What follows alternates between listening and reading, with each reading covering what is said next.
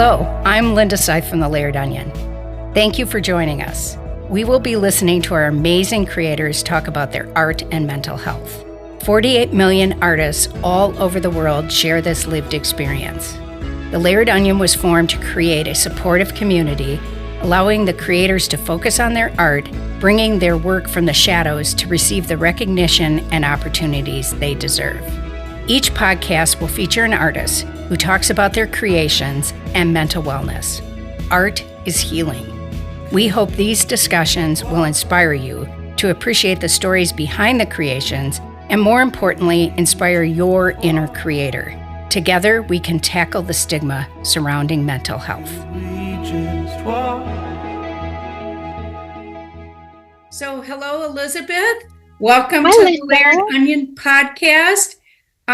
Perhaps you can introduce yourself and kind of tell us about your background and your businesses. Sure. Well, thanks for having me. I love your Layered Onion mission. My name is Elizabeth Donoghue, as you mentioned, and I own two businesses currently. I have the Chocolate Caper in downtown Oregon and also the Kickback Cafe in downtown Oregon. And a big part of my mission as a business owner was to specifically hire the neurodivergent folks out there who don't get a lot of chances and certainly don't get a lot of second or third chances on job sites. I have 4 kiddos. None of them are neurotypical. So I have 2 kiddos on the autism spectrum and 2 kiddos who have ADHD.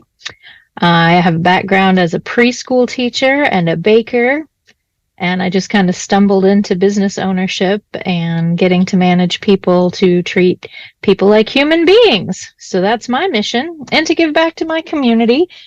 So we like to cross-promote and support anything that supports our local special education departments, our school district in general, other community events. We kind of do it in concentric circles, so we want to stay as close to home as we can, but we also branch out into greater Madison area things, whatever we can do. So that's my story. Well, we found, of course, that the Layered Onion and your businesses really share a lot of similar missions. And so it was a great synergy when we worked together. But maybe you could tell me a bit about how you first you started the Chocolate Caper and then Kickback Cafe. Maybe tell me about the path of how you even got to be a chocolatier. Oh, wow. Yeah, that's a fascinating story, actually. So I was never actually employed as a baker anywhere. I worked at a bakery and cafe in college where I was pursuing other major, and I just developed like kind of a knack for it. And then you fast forward through about, I don't know, 12 to 15 years of preschool teaching, and I ended up being a stay-at-home mom for a number of years because my husband was kind of our primary earner. So about the time that our 3rd child was on the way, we figured out that we were going to be like paying $50 a month for me to go to work. Like that doesn't make sense. With, the costs of childcare being pretty astronomical. So I started staying home. And that was great, but my husband was really struggling, and nobody really quite knew what was going on. And doctors, professionals couldn't figure out, was it completely physical? Was there a mental component? He had a lot of stomach issues. He had a lot of anxiety, and he'd always had high anxiety. And he was slowly diagnosed with just a myriad things. He had the first diagnosis was ADHD, but of course he wasn't diagnosed until he was in his late 20s with that. And then he'd always been treated for like a generalized anxiety disorder since he'd been a kid. And then these symptoms were just getting worse. He was starting to travel a lot for work, and it was just pretty miserable. And I was seeing a lot of things at home that I was like, this isn't just ADHD, something else is going on. And eventually we decided to pull him from the workforce so that we could really pursue like, what is going on? And we were very responsible folks. So we had savings, we had a plan, but we were also very naive. And we thought 3 to 6 months, they'll figure this out. He'll be back to work. It'll be no problem. It did not work out like that. There were a couple of starts and stops, actually, where we kind of ran into financial difficulties. So he tried to go back to the workforce. And after having left a job that he'd had for many, many years, when our third child was born, with a local medical software company that is a large company, he couldn't seem to hold another job. Aspects of his mental and physical health would eventually get in the way and he would lose positions. And so once again, we pulled him from the workforce. And people just weren't figuring out what was going on. What we found, instead of getting, 3 to 6 months of like intensive treatments and diagnoses, is it would be a 3 to 6 month wait list to see a specialist. And you'd see that specialist and they'd say, I don't think I'm the person, but maybe this person over here. And you'd start it all over again. So 3 years later, we were kind of circling the drain financially. And I just am not, and never have been, the kind of person that lets that happen. I wasn't going to just, let us lose our home or let us, not have our basic needs met. So I started baking from home because people had been kind of coveting my baked goods for years. I had started, this was kind of in the era of like when the shows were coming out about the specialty cake decorating and things like that. And so, people had these grandiose ideas about what they wanted. They didn't always understand how expensive that would be, and especially when you're one person and not a whole cake shop, trying to do that. But I'd always done these for my kids for their birthday parties, and people had been asking me for years, like, oh, would you do one for my kid? Stuff like that. So I decided I was going to launch this baking from home business, have a little Facebook page for it, do whatever. And I don't know, my husband, depression had really crept in on top of everything at this point. I think he had finally gotten a diagnosis of bipolar disorder, and they were then trying to figure out, what the component was that was also mixing with his like digestive problems and things like that. And he was, he wasn't greatly supportive at the time. He said, oh, well, maybe you'll make enough money to pay the water bill or something. And I am very stubborn. And I was like, oh, we'll see how much money I can generate from this. And I did almost generate, in the first month that I launched that business, I almost generated enough to pay the mortgage. And that was not a small, feat.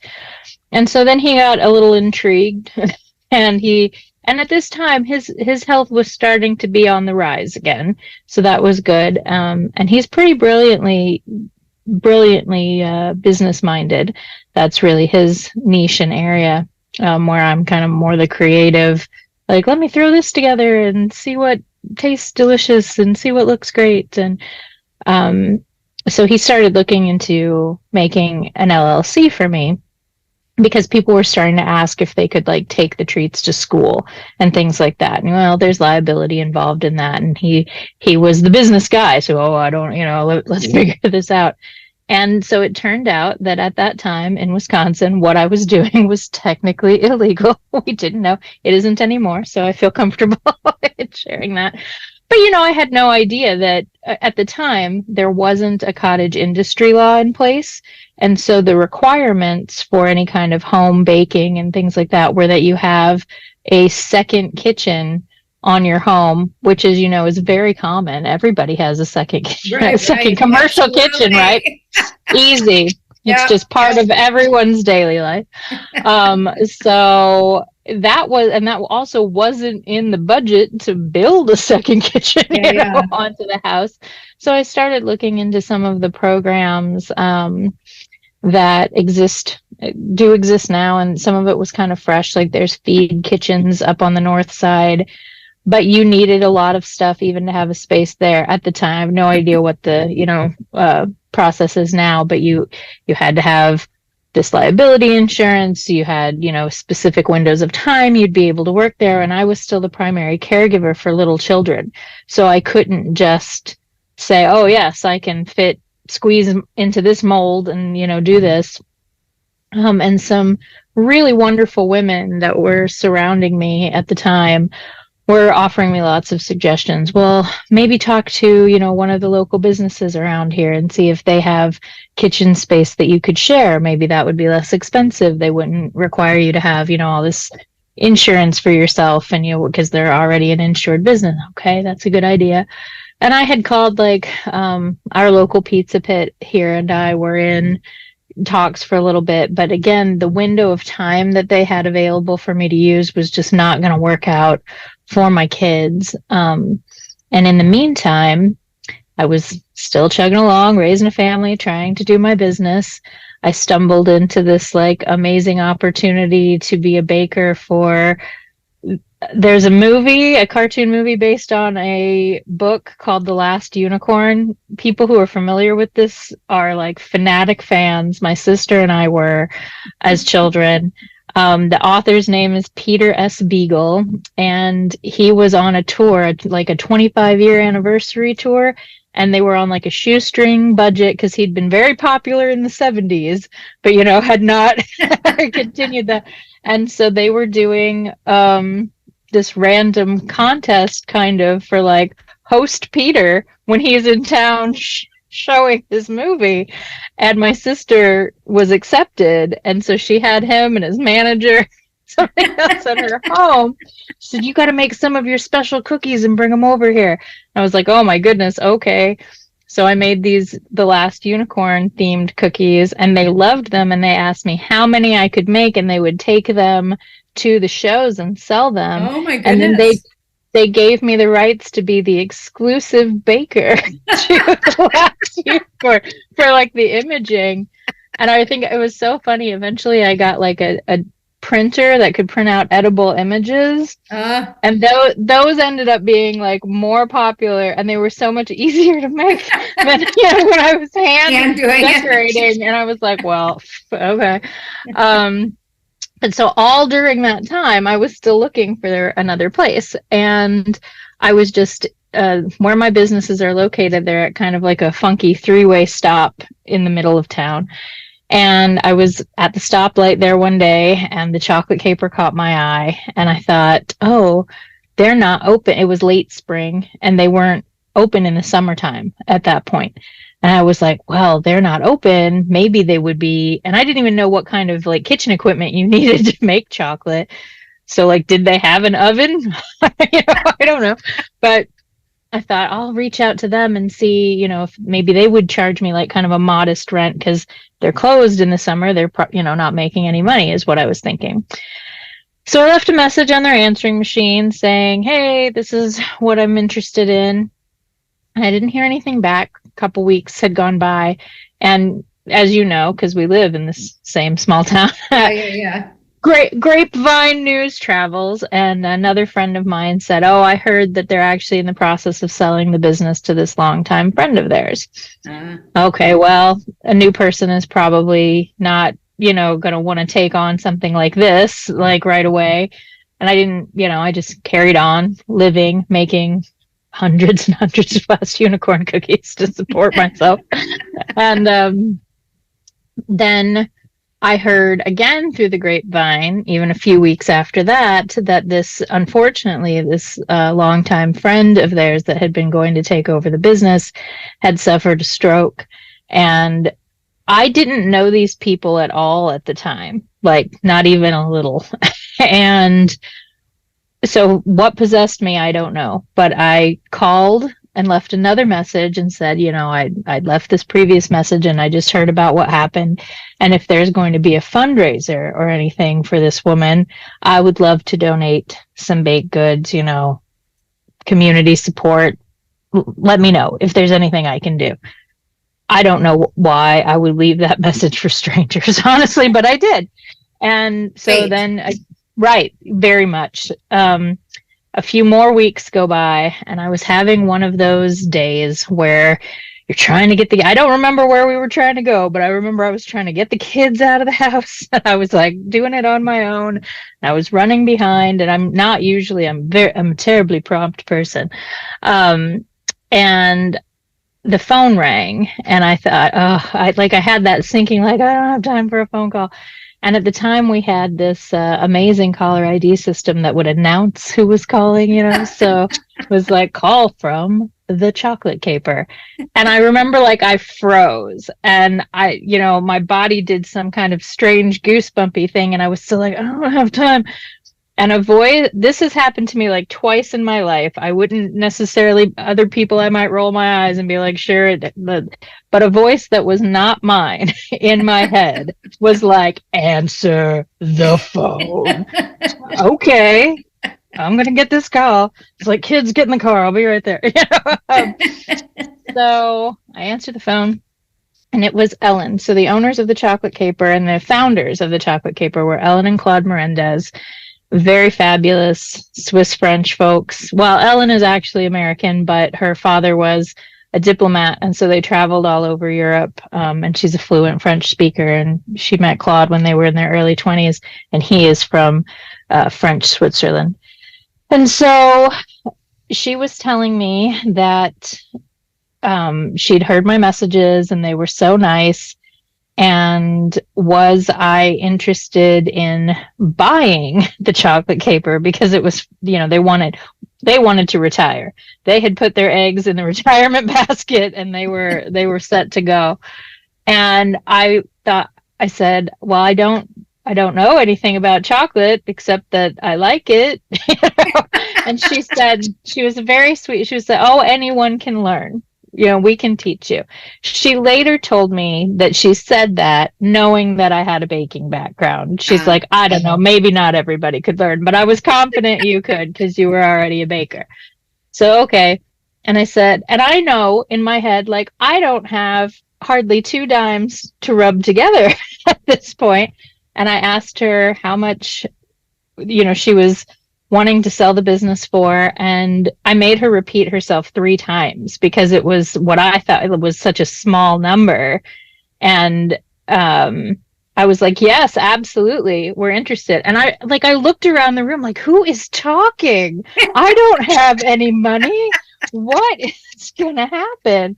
And so we set up a meeting for my husband and I to meet with her and Claude like sometime in the coming week. And I told my husband what I'd done, and he was like, okay, well, I don't know where you think we're going to go. And I'm like, I don't know. But somehow this is the thing that's going to save us. I'm just convinced of it.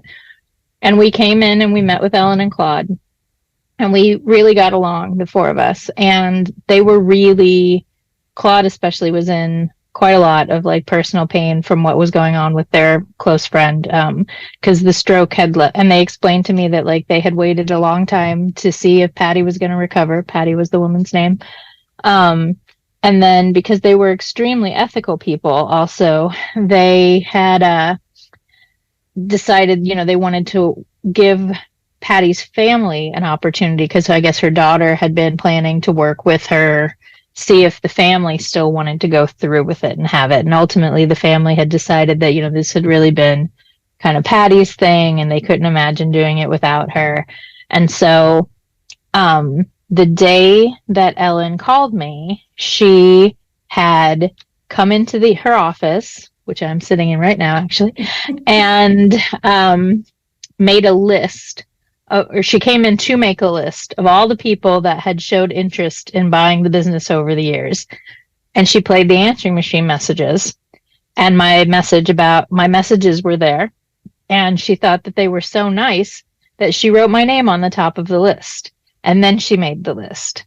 And that's when she told me, and I have goosebumps again right now, that if I had not answered the phone, she would have just gone to the next name on the list. But since I did, they didn't want to get like a whole bunch of people going. So they didn't call anybody else. They waited to have the meeting, with Dan and I. And so we're all getting along very well. I had also lost my lifelong best friend had passed away sometime in the previous like 2 years at that point. Now it's, been more than 10.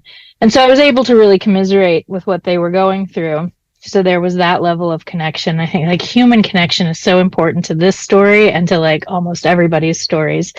But also, Dan and I, because he was still kind of struggling with some of his mental health stuff, we had like agreed on like, I'm going to do most of the talking. He could sometimes prattle on and like lose his train of thought, and you'd be like, okay, bring it back around. So we had worked out this system where I would like lightly touch him on the arm or something if it was like time to circle back into, And at some point, Claude notices that I'm doing this. And he goes, and he has this fabulous French accent. He goes, "Oh, is she telling you to be quiet? Ellen has been kicking me under this table the whole time." And like, we're dying laughing. So we have the exact same situation going on where Ellen's like, "Shut up, Claude." And I'm like, "Shut up, Dan." And we're like trying to talk business. And it was, we just really got along. And we explained our whole situation. Like, we are going to try really hard to find financing. We don't have the money, and at first they were a little hesitant with that. And they didn't want to do seller financing for, many reasons. And again, like, they didn't know us. Really. So, but we started working with them. I started training on making the chocolate and things like this. And the more they got to know us, the more they really wanted the business to be ours. And they liked that, they did not have children. The business had kind of been their baby. And they liked the idea that we had children, that, our vision was to grow this family business and pass it down, And so ultimately, they eventually, because we were struggling, they helped us find another local person who ended up giving us enough money to give them a down payment. It would have been enough money to buy them out, but at that point they were very concerned that we really didn't know what we were getting into. And this was October, finally, by that time, October of 2014, I want to say. And so they were like, "You give us half, we'll sign the business over to you." What? Right? "We'll go ahead and write it up. We'll sign the business over to you. We will continue to work with you through the holiday season because you just don't have any idea what's coming." Right. And chocolate and the holidays. Holy cats. And they were right. We did not. But, and then they're like, "And then you'll pay us after the holiday season." So when you really break that down, they let us pay them their own money, because they continued to work with. If they hadn't worked with us, they would have just worked the season and had their money and retired. And then after the Christmas season too, they were like, "Oh, but Valentine's Day is coming. So now only give us half of the rest of the half that you owe us. And then after you got to get more supplies. So after Valentine's Day." So it was just this really magical time. And it wasn't all magic and sunshine. There were moments. I cried a lot. I cried every day for like 3 months trying to figure out, how we were going to do this. And Claude lost his temper a couple times with, like, "Whoa, what's going on?" But ultimately, it was this huge blessing to us, and they knew it. That was the thing. And they had the heart and they had the ethics. And it was instrumental, absolutely, in my husband kind of coming up out of some of that mental anguish and fog. He had something to put time and effort into. I remember when I was speaking with some people, in our families, whatever, about it, I said, "Well, I'm never going to fire Dan." So, like, we're going to be able to. And I remembered, like, he and I had both always worked in corporate environments. And you get things like, "Oh, your mom died? Well, you can have 2 days off." What?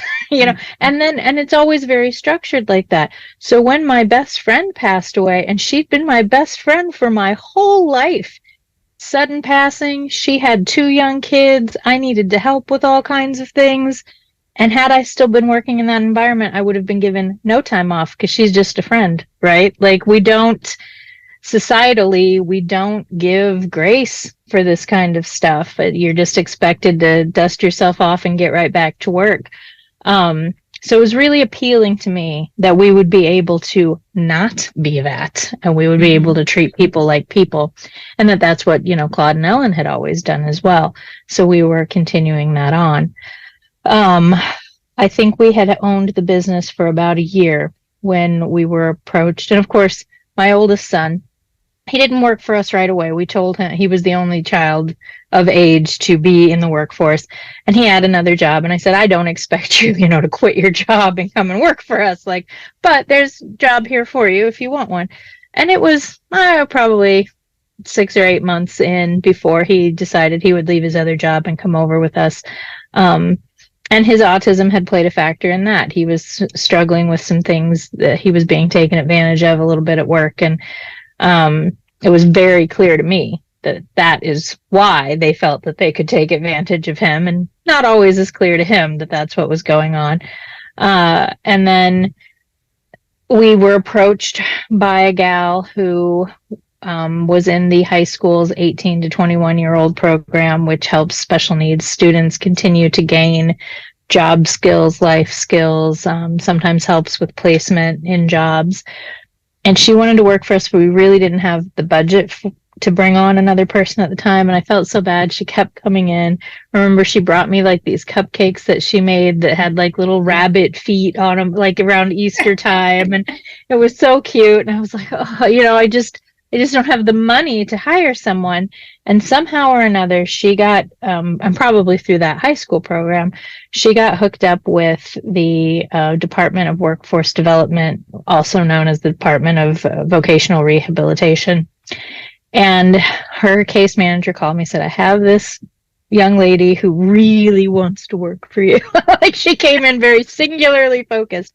And I didn't know if you knew that we had this program that could provide a support staff person if she needed one.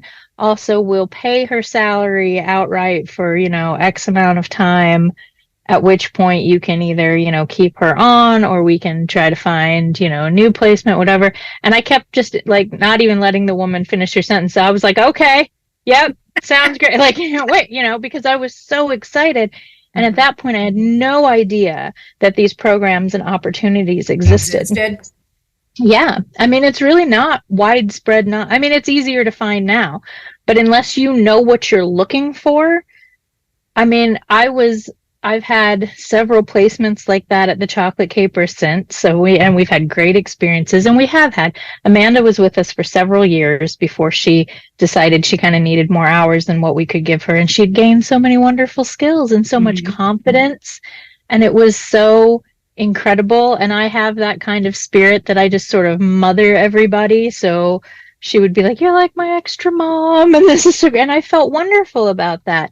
And, and there were plenty of things that I had to correct. Again, it wasn't like it was just all smooth sailing and sunshine, but in the way that you speak to a person I can promise you that there were things that happened repeatedly that in probably any other job environment, she would have been let go. And I would just be like, oh, we're course correction time. Let's get back on, And it was that was my first foray into a person that wasn't my actual child, that I was able to kind of mentor through these things.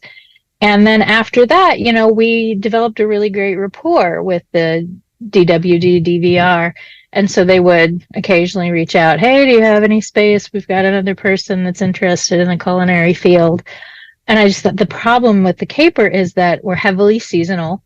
So we take on a lot more staff around the holidays. And then by spring, we need the staff. We can really run 2-3 people. And well, that's myself, Dan, and our oldest son, right? So, you don't.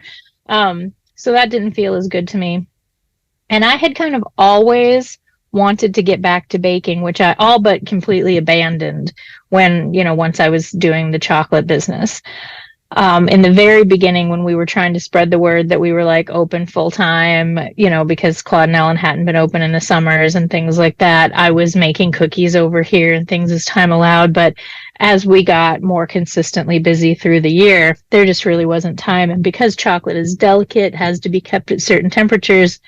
Yes, there is an oven in the back. I guess I skipped over that part. But we roast our own nuts and things like that back there. But you can't be running that oven all the time because it would cause Too the much chocolate to be moisture, right? Okay. moisture and heat, Okay. because we use, of course, very snooty, high quality French chocolate, and it doesn't have any preservatives that keep it at a higher melting point, Mhm. like your big box name chocolates would, would Well, and survive. I'm going to say I've been in our community for 27 years and have been a chocolate caper fan for 27 years. So We never it's pretty get hard to tired. beat for those that have. I mean, I think so. And that was the neat thing about it. It was an existing business that I already knew about and already knew was great. So Mhm. we knew, well, we can build on this. I mean, Ellen and Claude didn't have a website. They didn't do any online ordering. They did, so there were a lot of really easy ways to expand, the business. Um, but yeah, a bunch of all these years later, we tried to expand to a second chocolate caper. We went out into Sun Prairie, and it was great. But 8 months in, it exploded. It actually exploded. We were part of the big gas explosion that happened Oh, yeah, yeah, down yeah. there. Downtown. And yep, our shop was right next to the bar house, which is what, Oh, actually exploded. So our shop took the brunt of the sideways explosion, and we were just never able to recover that space and start that over. So around the time we were looking at, a couple years later, whether or not we could do that, the mirror image side of our building that the chocolate caper is in became available. And I wanted an opportunity. And it had been difficult to have the space in Sun Prairie because yeah, because it's we a, weren't there all the right. time. Yeah, yeah. And this is really a small business meant to be like hands-on. So like it was hard to have that satellite business. We did not know what we were doing. We did our best, but we didn't know what we were getting into there. So the idea of being able to expand another business and maybe get back to my baking roots was great. And I knew that it would allow, because it's just not enough for me to be like, oh, well, we're going to make some more money. I have to be putting something good into the world, or I'm just not fulfilled. So I knew we'd have a greater staff and I'd have a greater opportunity to employ more neurodivergent folks. And, barista training and customer service skills are so pivotal for people. Especially younger people just getting started in the world. Like you can really get jobs a lot of places if you have that kind of experience. And I knew I'd have to be a little less attached to everyone. Like we'd probably have to do yes, you work for 3 months and then you're gonna, we need to give someone else an opportunity. Uh-huh. And so as we were putting this all together, again, and also like we have teenage kids at that point, right? And in our town, unless you're a sports kid, there's not a lot for you to do after school. Right. And I thought there is no place for these kids to go. And I grew up, in the 80s and 90s and that kind of the height of the coffee house culture. And I thought, well, here you go. Like let's have a space where the kids can be. And our other local coffee shop had started closing earlier in the day, so before school even let out. And at the same time as we were building that out, I was contacted by one of the special education teachers at the high school who had heard that we were building out this cafe. And she had this idea for wanting to make a little cafe at the high school for the special education kids to run. And would we be interested in partnering with her and helping them get it set up? And they were like, oh, we'll even, name it the Little Kickback or like whatever you're naming your business. And I, no, please. And they, she was trying to pitch to me that they could like make a profit for us. And I was like, absolutely not. We're going to source you stuff at cost. You're going to use whatever you charge the teachers for the coffee to put, back in. That's how we're going to do this. We're not going to make a profit off of the school district that we're trying to support. And it has been such an amazing partnership. So in addition to getting people referred to us from the DVR, we we didn't have a person this last semester, but we've had students from the high school come over, and they come with a support person, and they learn the skills for the barista work and the customer service, and various side jobs, stocking, what have you. And then they are able to put that on a resume, go out into the world, have those. I mean, the first gal that we had placed with us, and it's nice because a special education teacher will say, like, I think this person would be a really good fit. They're with these kiddos all day, so they know who's got the potential temperament and whatnot, because it's very overwhelming. And I think that business owners in general, are very afraid of the word accommodation, right? Like, they work with people and I'm going to have to make accommodations. What does that mean? Well, turns out simple things like these wonderful spectacles that you and I both wear, that's an accommodation because I can't see without it. And so, we've had employees who are very sound sensitive. We do tend to employ mostly folks on the autism spectrum, but not exclusively. And so some simple accommodations are headphones, to block out they're not like listening to music and not, paying attention to customers. It just dampens the noise that they're hearing from like the grinder, the espresso steamers, the, general customer traffic, so that they can focus on their job and what they're doing. It also requires, one of the most common things is that we tell folks, like, if you get overwhelmed, don't wait until you are melting down. Let us know. Let someone know, one of your coworkers, and step away. Take that minute, regroup, recuperate, and then, come back to work as soon, as you're able to. And we do that a lot with people.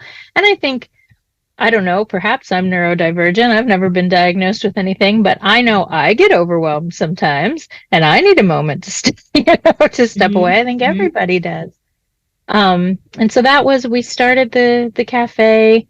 We're in our third year now, and it's going along well, I think. And like I said, we've had the opportunity to work with a lot of young people. We have a gentleman on our staff right now who he kind of goes in and out of learning the barista work. He mostly does, and he prefers to do like busing and janitorial type stuff. And then every now and then he gets the hang of, like, okay, I'm going to learn a new thing, and we put him on, and so we've been able to. He came out from working he'd had 3 other jobs before us, and at each job he had not been treated very well, and eventually he got overwhelmed with it. He would get kind of head chatter, thinking that people didn't like him because they weren't giving him not even negative feedback, just like any feedback, kind of ignoring him. Things that happen so often with folks on the spectrum or whatever. People, I think, just don't interact for some reason. I don't know why.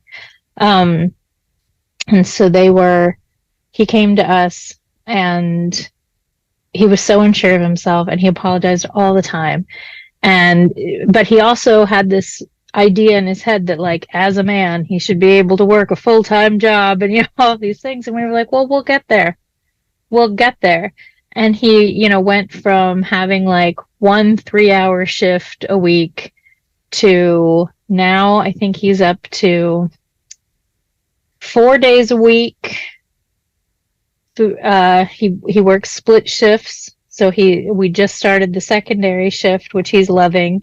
That he works about 2 or 3 hours in the morning. He's very fast, so I keep having to find new things for him to add on for him to keep him here long enough.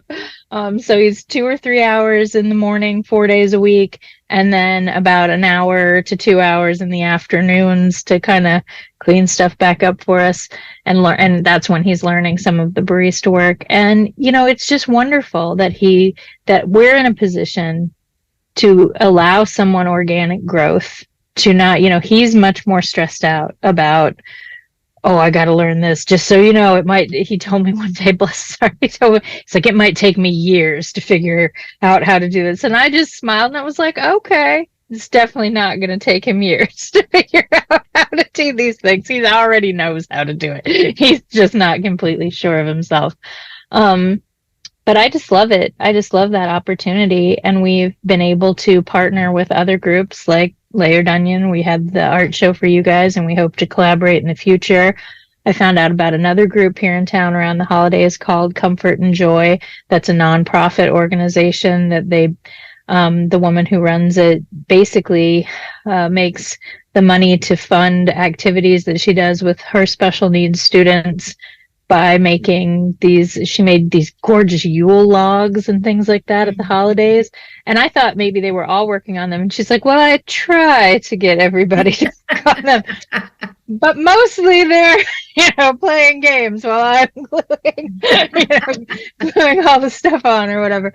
But she participated in one of our holiday markets, and they do, instead of like a structured pricing, it's basically like a donation base. And I'm looking at these beautiful creations and thinking like, wow, this would be so expensive anyplace else, and you're just hoping to get like $10. This is like a $75 item, so I think it's just been really great to grow our presence in the community and let people know that we're here and this is what we do and this is why we do it. I want a safe environment for now we've been in the chocolate caper for so long that now 3 of our children are employed over here. And like one of them's cross-trained at the cafe and the caper. And yeah, it's been a heck of a ride. Elizabeth, I just want to say that it is such a wonderful thing what you're doing with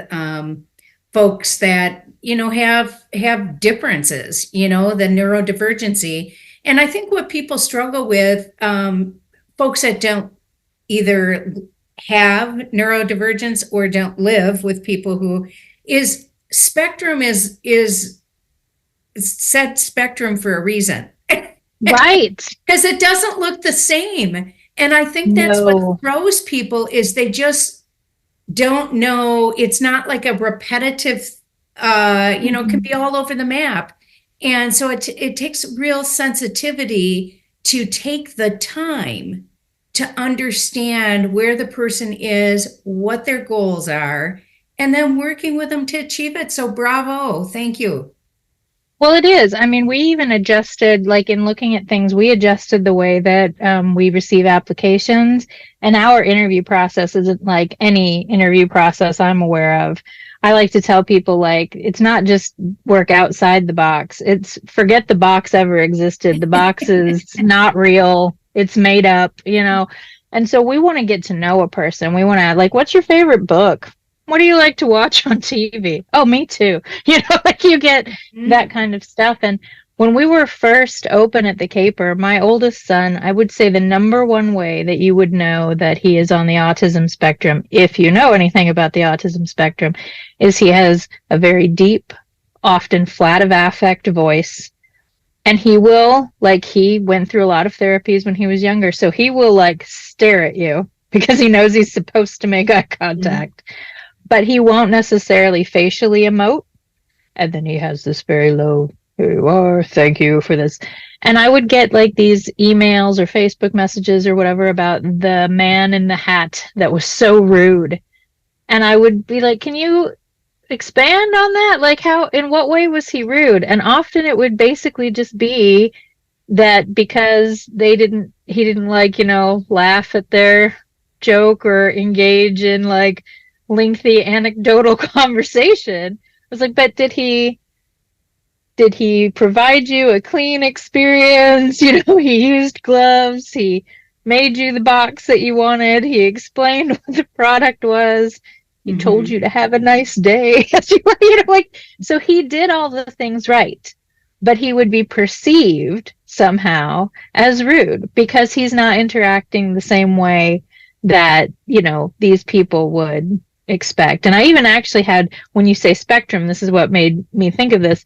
I had a really odd, like, back and forth exchange with a customer once via Facebook Messenger who said he didn't seem autistic, just rude. She said, I know how they behave. That's what she said.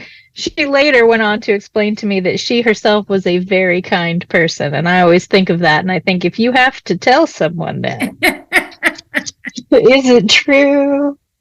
And so, yeah, I remember having to be like, well, it's a spectrum, and not everybody's Rain Man. That's what people think, when they think of autism. Absolutely.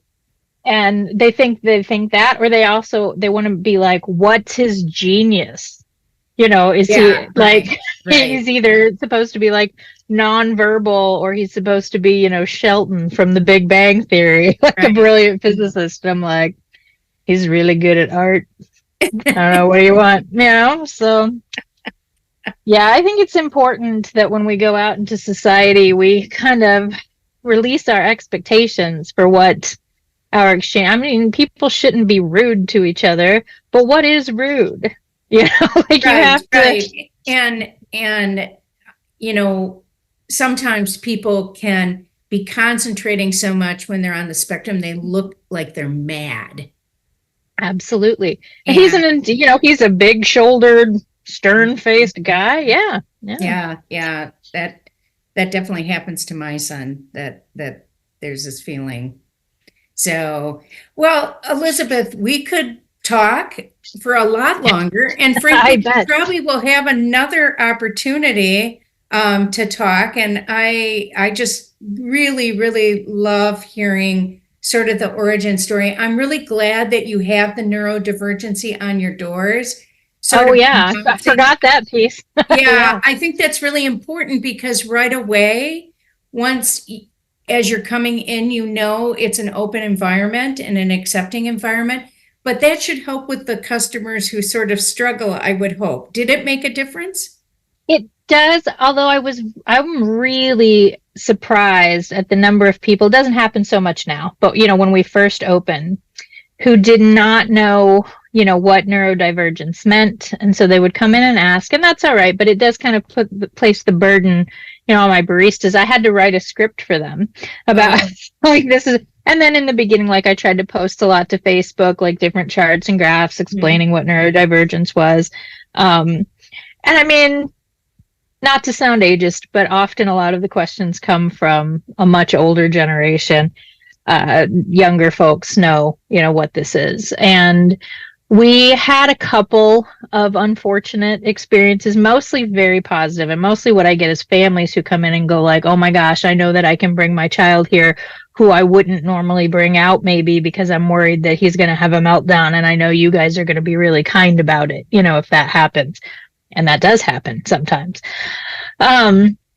But we had one of our members of our inaugural, I can't say words all of a sudden, our original staff, I'll change it up, who's still with us, is very methodical about his drink making.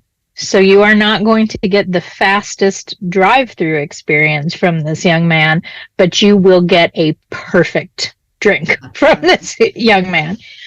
And we had a really impatient person. And when I say it's not fast, you're talking about the difference between getting your drink in a minute and a half and 3 minutes. So like that, and this customer said to the other barista who was working, you shouldn't have people like that working the front if they're going to slow things down. And the neurotypical barista was very upset that this had been said, couldn't believe that this was said, came back to the kitchen, tears in her eyes. And I came out and I chatted with the gentleman for a minute. I asked if he'd seen the sign on our door and if he understood what that meant, that this is what his purchase was supporting and this is the kind of business that he was frequenting. And he calmed down because, often in the face of someone looking you dead in the eye and explaining how you're behaving, you will, calm down. But I've also never been shy from the very beginning of letting people know that, well, you may not be our customer. And that's okay. Maybe you're a McDonald's drive-through customer, and that's fine. The world needs those folks too. But when you come in here, my employees, this is their home. so to speak. And you're not going to come in here and you're not going to treat them badly because of your expectations. You know, you need to adjust. And if you're frequenting us, and most of our customers who frequent us, they do so because they know that this is how, you know, we're going to treat people. The most recent one that we had was somebody, and honestly, this woman has been coming in for a long time, and I don't know if she just noticed the sign on the door that says you're entering a, you know, inclusive and neurodivergent environment. But she said, does that mean that you have mentally unstable people working here? I just was like, well, we're all a little unstable. Including yourself. Yeah. I didn't say that. I thought it, but I didn't say it. Sometimes I do censor myself some. But, you know, I'm pretty confident in our mission. And I think, you know, the people that want to support us, they show up for us. And the occasional time that we've had, you know, somebody say something less than flattering about us on social media, I don't even ever have to do anything about that. Half this community is in an uproar all of a sudden. And I'm not promoting that. I don't think that that's what should be happening. Yeah. But it's pretty great to see, you know, other people believe in this vision and say, like, yeah, no, this is a really worthwhile thing. And I would say that the majority of our, you know, consistent returning regulars are staff from the school district. Like, we have so many teachers in here all the time, you know, and that's great. We like to run specials for the teachers. We have a rolling gift card for the staff of the school district that anybody can put money on. And then if teachers like, is there any money on the card today? You know, like, we can give them a free drink. So, yeah, I think it's worked out. Well, thank you. Thank you for what you're doing for the community, both the local community, but also the community of people who, you know, need an environment that's welcoming, that allows them to grow and learn skills and spread their wings. Yeah, it's the most underserved demographic, I think. And it's the great equalizer. You and I have talked about this, right? Like, mental health, neurodivergence, doesn't care what your race, what your religion, what your socioeconomic status is. It occurs in every nation, in every demographic. It's there, you know, so it should be supported so much more than it is. Yeah. Well, thank you. And thank you. We'll have you back someday. I will love it. This was a delightful way to chat away my morning. Awesome. Well, thank you.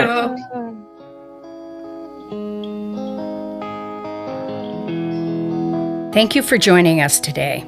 It is an honor to talk with these amazing creators. You can see and read the artist's work in the Shallot, our journal of mental health, art, and literature, or on our website, thelayeredonion.com. Thank you.